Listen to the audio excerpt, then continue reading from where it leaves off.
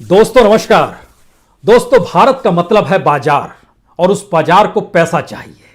जिसे पैसा लगाना है, जिसे पैसा लगाकर कमाना है, वो भारत की कोई भी चीज खरीद सकता है। क्योंकि भारत में सरकार अब जिम्मेदारी मुक्त हो रही है। वह कोई जिम्मेदारी अपने कंधे पर उठाना नहीं चाहती है। वो चाहती है कि इस देश में जो भी चीजें हैं उसकी एक कीमत हो, उस कीमत पर खरीदने के लिए कोई खरीदार हो, और उसके लिए नियम कायदे कानून बनाने के लिए सरकार तो बैठी ही हुई है। और सरकार को जिस जनता ने चुना है, उस जनता ने तो उसे अधिकार दे दिए हैं वो कैसे भी कानून बनाए, किसी भी तरीके से उन कानूनों को लागू कराने की दिशा में बढ़ते चले जाए, लेकिन बाजार बड़ा होते चला जाना चाहिए। यानी जो बजट आया है वो इस बाजार के लिए शानदार बजट है। एक ऐसा बजट है जिसका मैसेज बहुत साफ है। सरकार को पैसा चाहिए, क्योंकि सरकार को अभी तक जो डायरेक्ट और इनडायरेक्ट टैक्स के जरिए जो पैसा आता था, उस पैसे से सरकार का काम नहीं चल पा रहा था, गवर्नेंस नहीं हो पा रही थी। तो ऐसे में खर्च के लिए अब जो पैसा चाहिए, क्यों नहीं सब कुछ प्राइवेट सेक्टर के हवाले कर दिया जाए। इस प्राइवेट सेक्टर का मतलब यह है कि जो अपने तौर पर धंधा करते हैं, और धंधा इसलिए करते हैं क्योंकि वह मुनाफा कमा सके। इस खेल में बहुत साफ तौर पर देश के वित्त मंत्री ने आज बजट रखते हुए बतला दिया, हम सब कुछ बेचने को तैयार हैं। चाहे वो एयरपोर्ट हो, चाहे वह रोड हो, चाहे इलेक्ट्रिक ट्रांसमिशन लाइन ही क्यों ना हो, चाहे वो वेयरहाउस गोडाउन्स को भी कहते हैं, और सही मायने में वह गोडाउन जिसमें अनाज रखा जाता है, जो कि अभी तक एफसीआई के गोडाउन्स में रखा जाता था, उसको भी प्राइवेट सेक्टर के हाथ में देने के लिए इस बजट में ले लिया गया। यानी airport, road, electric transmission line, warehouse, rail में भी जो खास तौर से माल ढोती हैं, उसके लिए जो डेडिकेटेड लाइंस बनाई जाएगी, वह भी प्राइवेट सेक्टर को दे दी जाएगी। गेल, यह जो पीएसयू है, इसको भी दिया जाएगा, और देश के भीतर में जितने भी स्टेडियम बनेंगे वह भी प्राइवेट सेक्टर अपने हाथ में उठा कर ले जाए। और इतना ही नहीं, जो इंडियन ऑयल की पाइपलाइन है वह भी प्राइवेट हाथों में दे दी जाएगी। आपके जहन में आ रहा होगा सब कुछ दे दिया जाएगा, और इसके पैरेलल में आएगा एक डिसइन्वेस्टमेंट भी तो हो रहा था, क्योंकि इस सरकार ने पब्लिक सेक्टर की कोई यूनिट बीते 6 साल में खड़ी नहीं की। जो टैक्स पेयर के पैसे से, जो इस देश की कमाई से जो भी पीएसयूज थे, उनको बेचने की प्रक्रिया में जरूर आ गई, लेकिन पहली बार सरकार के हाथ पांव इतने फूल गए हैं क्योंकि वह समझ रही है अब डिसइन्वेस्टमेंट से काम भी नहीं चलेगा। यानी डायरेक्ट टैक्स का पैसा, यानी इनडायरेक्ट टैक्स का पैसा, जो हम लोग सामान खरीदते हैं उससे जो टैक्स में हम लोग पेमेंट कर देते हैं, और सरकार जो सेस वसूलती है उससे के जरिए भी चीजें पूर्ति नहीं हो पा रही हैं, तो डिसइन्वेस्टमेंट लाया गया था। डिसइन्वेस्टमेंट का आंकड़ा पिछले साल जबरदस्त था, ऐतिहासिक था। शायद 1991 के बाद से डिसइन्वेस्टमेंट शुरू होने के बाद पहली बार 2 लाख करोड़ से ज्यादा का डिसइन्वेस्टमेंट का टारगेट रखा गया, लेकिन हथेली खाली रही। तो इस बजट के भीतर में सच क्या है, और इस बजट के भीतर का अनूठा सच क्यों? बाजार, मार्केट, प्राइवेट सेक्टर और शेयर बाजार को सेंसेक्स मानते हुए, जो अगर उसमें इजाफा हो गया और वो 48,600 पर पहुंच गया तो सरकार अपनी डुगडुगी बजा सकती है। लेकिन उसके भीतर का सच भी बड़ा त्रासदीदायक है। कोई मिडिल क्लास जो निवेश करता है ना शेयर बाजार में, उसको कोई लाभ नहीं होगा। आज बैंकिंग सेक्टर को जरूर ऊपर बढ़ा है शेयर बाजार में, लेकिन अंदरूनी तौर पर बहुत साफ संदेश सरकार ने दे दिए। सामान्य तौर पर ये दिए नहीं जाते हैं, लेकिन सरकार की हिम्मत है जो उसने कहा बैंक डूबेगा तो आपको 5 लाख रुपए मिल जाएंगे, जल्दी मिल जाएंगे। पहले ये 1 लाख रुपए मिलता था, अब 5 लाख डूबेगा। यानी सरकार ये कहने की स्थिति में नहीं है कि बैंक नहीं डूबेंगे।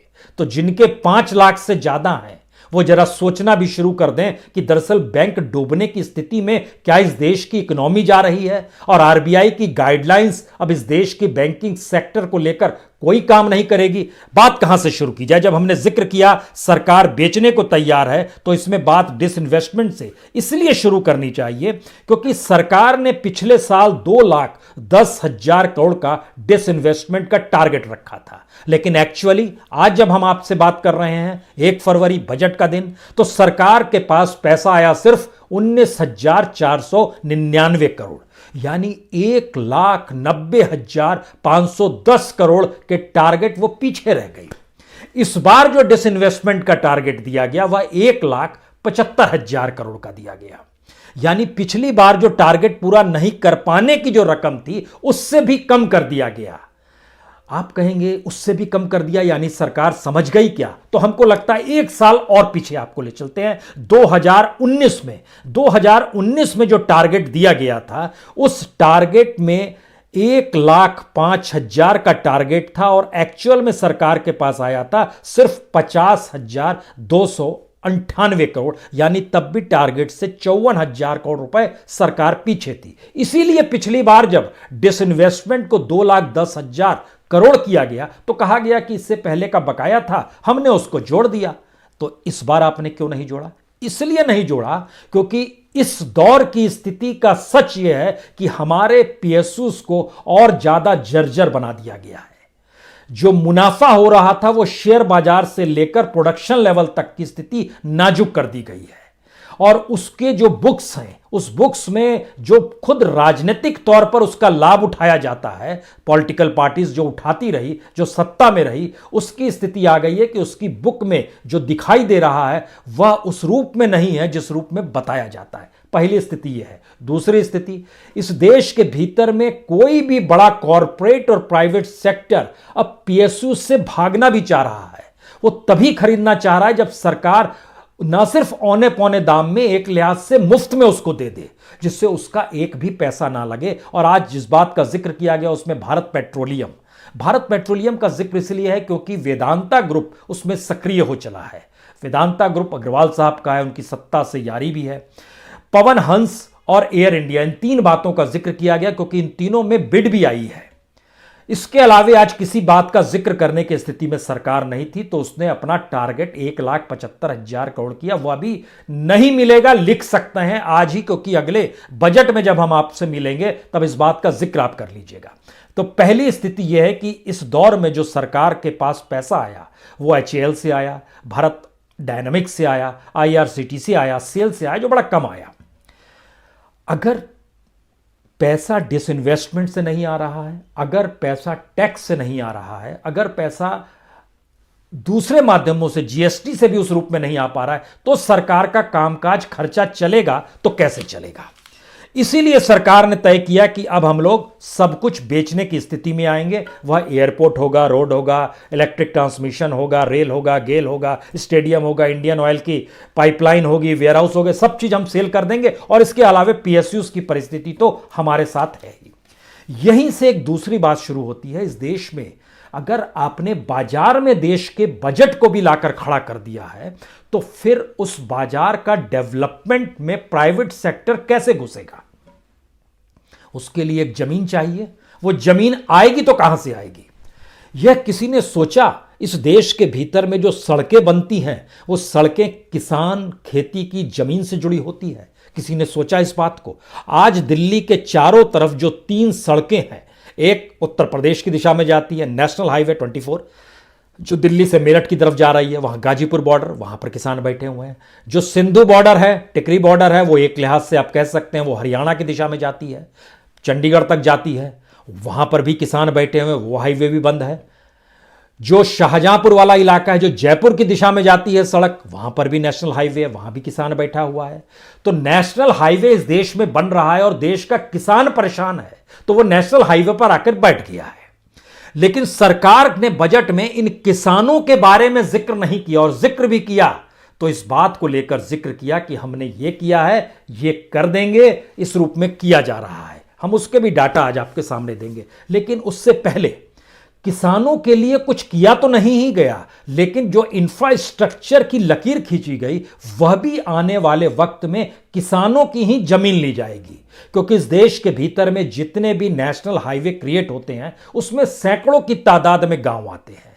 जितने भी कैरिडोर शुरू होते हैं, जैसे दिल्ली मुंबई जो इंडस्ट्रियल कैरिडोर है, इसके बीच में 2000 से ज्यादा गांव आते हैं।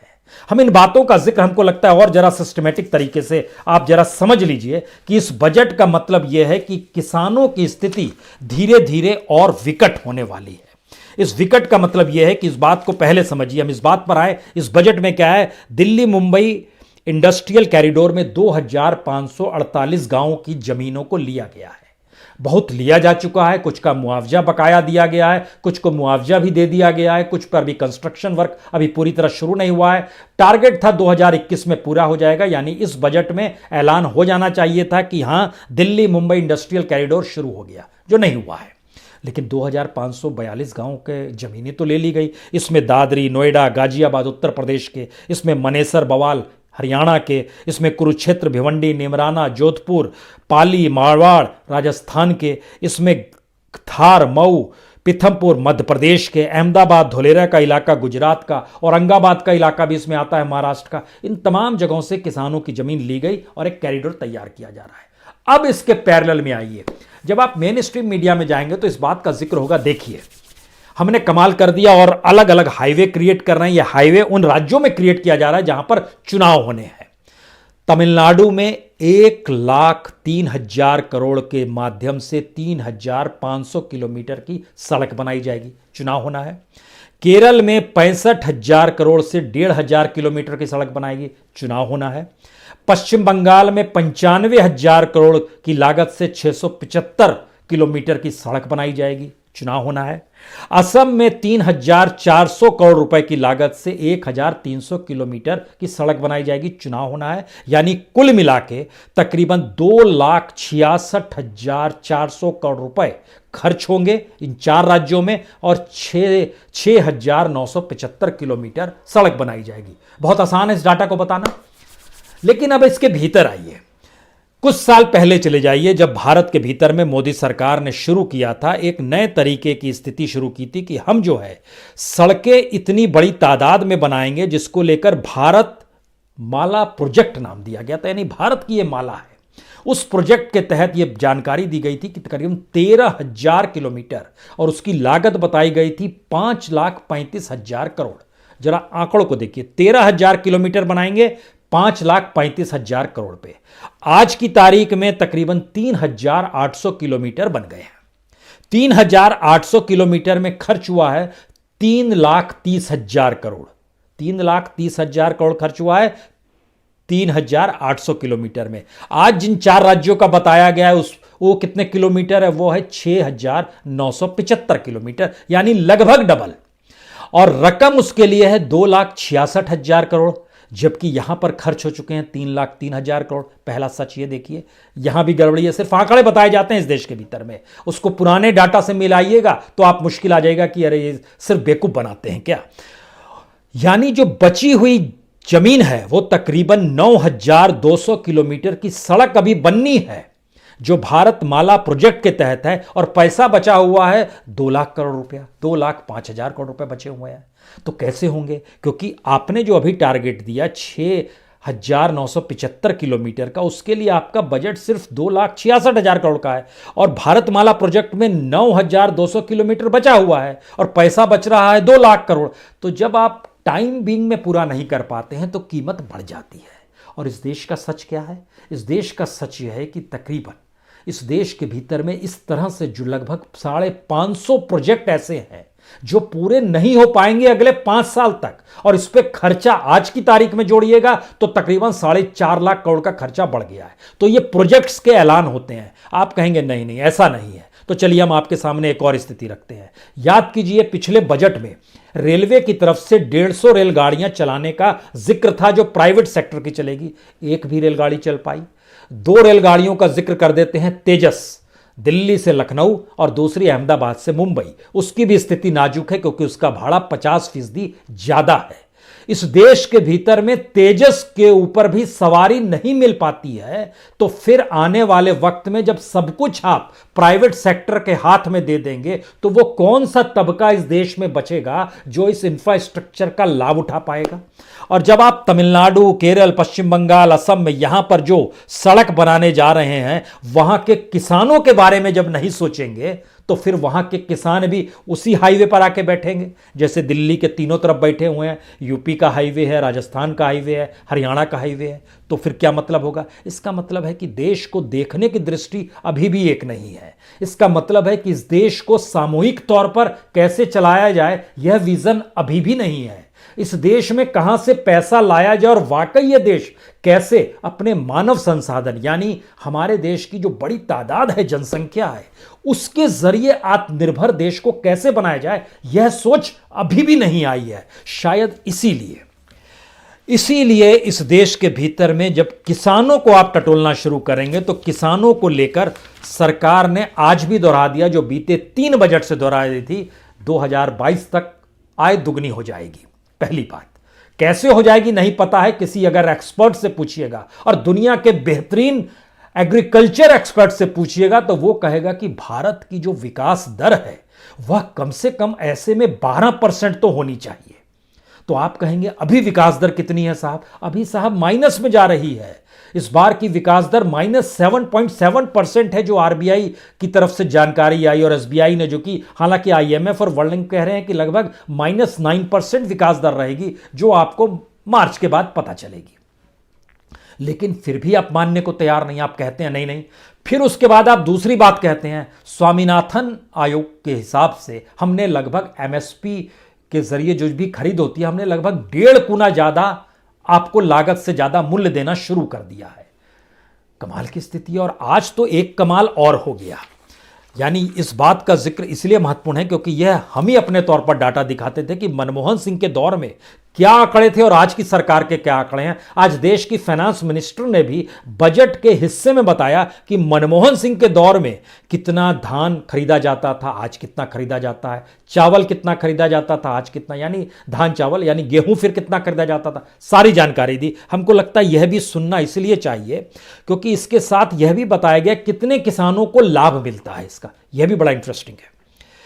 धान जो खरीदा जाता था 2013-14 में जब मनमोहन सिंह की सरकार थी तो सिर्फ 63,928 करोड़ का, आज खरीदा जाता है लगभग 75,100 करोड़ जो 2021 का डाटा है। गेहूं खरीदा जाता था 33,874 करोड़ 2013-14, आज खरीदा जाता है 75,060 करोड़। इसी तरीके से दाल तो और स्थिति नाजुक थी, उस समय 236 करोड़ का खरीदा जाता था, आज हम लोग 10,532 करोड़ का खरीद रहे हैं। कॉटन जो है उस समय सिर्फ 90 करोड़ का खरीदा जाता था, आज 25,995 करोड़ का खरीद रहे हैं। ये बात तो कह दी गई। अब इसका दूसरा सच जरा समझने की कोशिश कीजिए। इन सारी चीजों को जब आप मिला दीजिएगा तो आपकी हथेली में एक जानकारी आएगी। इस देश के भीतर में किसान कितने? लगभग 14.5 करोड़। जो सरकार का जो पूरा का पूरा डाटा है वो सिर्फ 1.5 करोड़ किसानों तक ही पहुंच पाता है। खुद सरकार ने कहा कि हां, गेहूं जो खरीदते हैं उससे लगभग 43-44 लाख किसानों को लाभ मिलता है। हां, चावल जो यानी धान जो उपजाते हैं वो तकरीबन 1.5 करोड़ किसानों तक उसका लाभ मिल जाता है। मनमोहन सिंह और इस पीरियड के भीतर में अगर यह परिस्थिति है जिसका जिक्र सरकार बाकी चीजें नहीं बतलाती है, सोशल इंडेक्स का जिक्र नहीं करेगी, प्रति किसान की आय का जिक्र नहीं करेगी, प्रति जमीन उसकी कितनी कम या ज्यादा हुई है इसका जिक्र नहीं करेगी, और इस दौर में जितनी खुदकुशी हो गई, किसानों ने खुदकुशी कर ली, उसकी वजह का भी जिक्र नहीं करेगी। हम आज उसकी बारीकी में नहीं जाएंगे, सिलसिलेवार तरीके से सिर्फ इतना समझिए 2013-14 में किसान अगर 100 रुपए कमाता था एवरेज, इस देश की आय में अगर 100 रुपए प्रति किसान आय थी, तो आज की तारीख में जब आप उसका हिसाब लगाइएगा तो वो 100 रुपए से घटते घटते लगभग 65 रुपए पर आ गया है। क्यों आ गया है? क्योंकि इस दौर में लगभग 82% की लागत सीड, फर्टिलाइजर, पंपिंग सिस्टम, बिजली, डीजल, इन सारी चीजों पे लागत बढ़ती चली गई है। इतना ही नहीं, इस पूरी प्रक्रिया के भीतर में लागत का बढ़ना और जो पैसा मिलता है, जो 2013-14 में जो न्यूनतम मजदूरी थी वह मजदूरी भी आज नहीं मिल पा रही है। मिलती उस समय भी नहीं थी, लेकिन वह आज भी मजदूरों को नहीं मिल पा रही है। इसका मतलब क्या हुआ? इसका मतलब यह हुआ क्योंकि सरकार ने आज जो दूसरा डाटा दिया कि हमने एमएसपी 1.5 गुना बढ़ाई है और एमएसपी लगातार बढ़ाई है, लेकिन एमएसपी को लेकर सरकार इस डाटा को नहीं बता पाई कि कैसे धीरे धीरे धीरे धीरे कम हो गए हैं किसान उसके दायरे में आने से, यानी जिन किसानों से एमएसपी पर अनाज खरीदा जाता है वह भी उनकी संख्या कम हो गई है, हम खरीद नहीं पा रहे हैं। दूसरा, जो अपने तौर पर एफसीआई के गोडाउन्स में जो अनाज रखा जाता है और जिसको राशन दुकानों की दिशा में ले जाया जाता है, इस पूरी प्रक्रिया में सरकार ने जो इजाफा किया या कम किया, अगर एवरेज निकालिएगा तो जो स्थिति 2013-14 की थी, कमोवेश वही स्थिति 2020-21 की है। अब यहां से एक और सवाल शुरू होता है। सरकार ने आज एक और कमाल का काम किया। हम लोग जो परेशान रहते हैं पेट्रोल डीजल को लेकर कि एक्साइज ड्यूटी इतनी बढ़ा दी गई है, सरकार ने कहा ये लोग बड़े परेशान करते हैं कीमत को लेकर। ऐसा करते हैं हम लोग कि एक्साइज बीच में कुछ कम कर देंगे लेकिन सेस लगा देते हैं एग्रीकल्चर के नाम पर, यानी जनता पे असर नहीं पड़ेगा, लेकिन जनता कहेगी नहीं, क्योंकि जनता जैसे ही कहेगी तो हम कहेंगे अरे आप तो सेस दे रहे हैं एग्रीकल्चर के लिए, तो आप रोना क्यों रो रहे हैं। तो 2.5 रुपए प्रति लीटर पेट्रोल पर एग्रीकल्चर सेस लगा दिया गया, 4 रुपए प्रति लीटर डीजल पे सेस लगा दिया गया। इसको ताना बाना एक्साइज ड्यूटी में ये बुनेंगे इंटरनली। इसका मतलब यह है, तो बताने की जरूरत क्या थी? बताने की जरूरत इसलिए थी कि कल से आप रोना रोना मत शुरू कर दीजिएगा कि अरे जनाब एक्साइज ड्यूटी बढ़ गई। तो एक्साइज ड्यूटी जो आज की तारीख में मान लीजिए 32 रुपए है, अब ये 4 रुपया डीजल का उसको एवरेज करने के लिए कल को 28 कर देते हैं। उसके बाद जब बढ़ाएंगे तो बोलेंगे अरे मेमोरी बड़ी शॉर्ट होती है जनता की, जनता इस बात को समझ नहीं पाएगी कि ये 4 रुपए सेस के तौर पर लिए जा रहे हैं, यहां पर अगले 3-4 महीनों के लिए एक्साइज ड्यूटी कम कर दी जाएगी, लेकिन फिर जब एक्साइज ड्यूटी बढ़ेगी तो एक्साइज ड्यूटी की तुलना अभी से की जाएगी जब सेस नहीं लगाया गया था। तो कहेंगे अरे उस समय भी तो एक्साइज ड्यूटी 32 रुपए थी, अभी भी तो 32 रुपए, तो बढ़ा क्या? कुछ भी नहीं बढ़ा, ये तो हमने चीजें मैनेज की हैं, लेकिन कीमत बढ़ती चली जाएगी। लेकिन उसके साथ एग्रीकल्चर शब्द जुड़ जाएगा, क्योंकि भारत पहली बार किसानों को लेकर बेचैन हो गया है और किसान आंदोलन पहली बार इस देश को बेचैन कर रहा है। देश का मतलब राजनीतिक सत्ता को बेचैन कर रहा है, इसीलिए राजनीतिक सत्ता अपने तौर पर ताना बाना बुनने की कोशिश लगातार कर रही है। किसानों की स्थिति यह है, तो इसका अगला सवाल तुरंत आपके जहन में आएगा, किसानों को लेकर जो बजट भी बनाया गया वो बजट भी पिछली बार की तुलना में इस बार जो है तकरीबन 10,000 करोड़ रुपए कम कर दिया गया। 75,000 से वो 65,000 करोड़ पर आ गया। यानी किसान की परिस्थिति को पूरी तरह बाजार में ढकेल देना है। एक राउंड हम लोगों ने उसको, सरकार ने नाम दिया था कृषि सुधार का, दूसरा नाम आया है पूरे देश को ही ढकेल देना है, उसी मार्केट इकोनॉमी में ढकेल देना है।